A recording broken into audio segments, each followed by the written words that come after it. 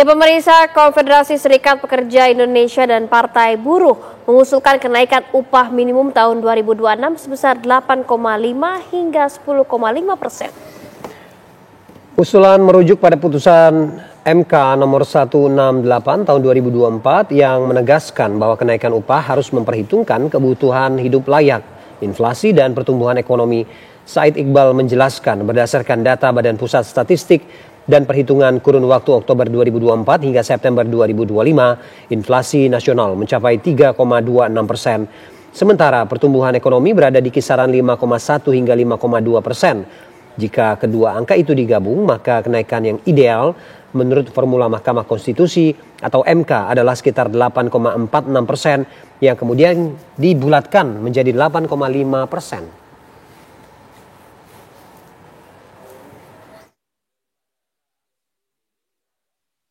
Koalisi Serikat Pekerja, KSP, PB, dan Partai Buruh, dan juga termasuk KSPI, menyatakan bahwa kenaikan upah minimum yang diusulkan oleh kelompok buruh tetap 8,5% sampai dengan 10,5%. Ya, MPR RI bersama Emil Salim Institute menggelar Focus Group Discussion atau FGD bertema masukan dan harapan publik untuk rancangan undang-undang pengelolaan perubahan iklim.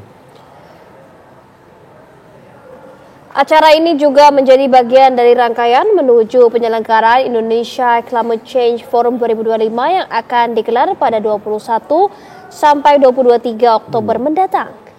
Wakil Ketua MPR Edi Suparno menegaskan penanganan krisis iklim perlu menjadi prioritas nasional.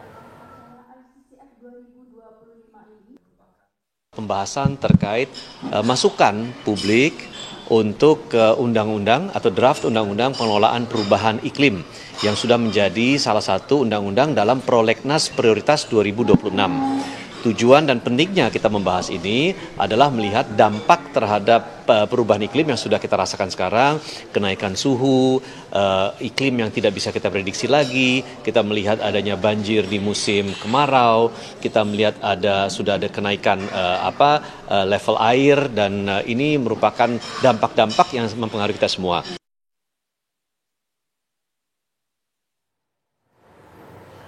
Nasib miris dialami 7 anak buah kapal asal Indonesia.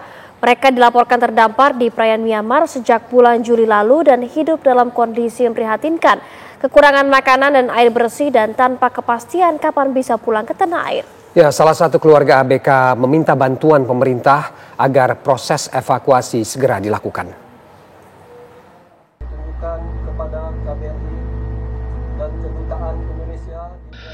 Kisah pilu dialami 7 anak buah kapal Sising termasuk seorang bernama Septia Rizky. Menurut keterangan keluarga, mereka awalnya dikirim ke Malaysia pada bulan Mei untuk melakukan perbaikan kapal atau docking. Namun setelah itu tim kapal dipindahkan ke Myanmar dengan alasan biaya perbaikan di Malaysia terlalu mahal. Sejak tiba di Malaysia pada 1 Juli, komunikasi dengan pihak pemberi kerja malah terputus. Perjanjian kerja laut atau PKL yang seharusnya diberikan sebelum keberangkatan tak kunjung diberikan. Kini nasib mereka terkatung-katung tanpa kejelasan. Dari Juli sampai Oktober saat ini, mereka masih di Laut Myanmar dan terkatung-katung. Terkatung-katung itu yang dapat saya gambarkan. Mereka hidup di laut, kehabisan bahan pangan, mereka kelaparan, ada yang sakit. Keluarga mereka tiap hari menghubungi kapan pulang. Kemudian istri mereka menanyakan kapan papa pulang, tapi mereka pun tidak punya kepastian kapan mereka bisa pulang. Mereka hidup di laut terkatung-katung secara raga dan terkatung-katung secara pikiran karena mereka tidak bisa menafkahi keluarga mereka di rumah dan mereka juga tidak mendapatkan kepastian dia di laut sampai kapan. Kepanasan di situ, kedinginan di situ, minum menggunakan air hujan, mengandalkan air hujan. Bagaimana kalau nggak hujan? Apakah mereka harus menahan haus? Kemudian mandi pakai air laut, mencuci pakai air laut.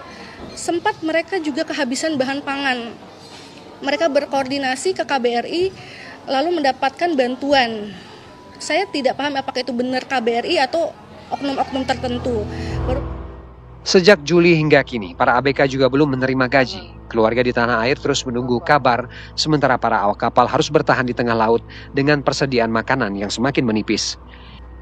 Kini, kondisi fisik maupun mental para ABK semakin menurun. Saya paham bahwa untuk mengevakuasi WNI di luar negeri itu nggak mudah. Mereka harus menjalani berbagai proses gitu. Maksud saya adalah, iya, memang harus menjalankan beberapa proses, namun dievakuasi dulu, diselamatkan dulu, ditaruh di suatu tempat yang aman, yang dimana mereka bisa tidur, mereka bisa makan dengan layak, bisa minum dengan layak, diselamatkan dulu gitu. Baru proses-proses selanjutnya, mau ada karantina atau mau proses lainnya silahkan gitu. Mereka pun juga akan menjalani dengan baik. Namun saat ini mereka sudah harus diselamatkan, itu yang menjadi concern-nya.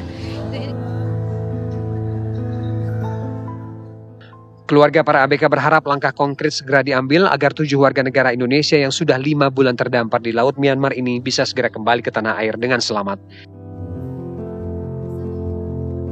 Dari Jakarta, Vanessa Liu, Firdaus TV One mengabarkan.